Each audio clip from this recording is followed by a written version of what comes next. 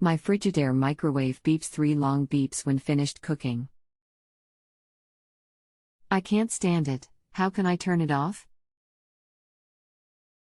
Welcome and thank you for your question.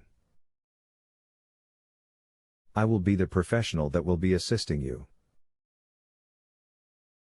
What is the model number? FFMB 164 ILSA is the model number. Manufacturing date 10/2013. Thank you. I just looked over the manual and unfortunately there is no way to turn the 3 beeps off. I was hoping there was a way to disable it. Unfortunately, there is not.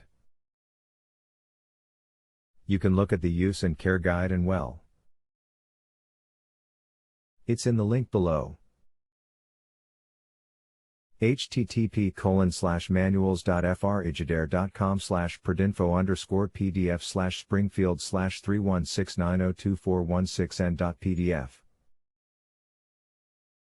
If you have a home improvement or appliance question and want to chat with an expert now, visit JustAnswer.com/YTHI.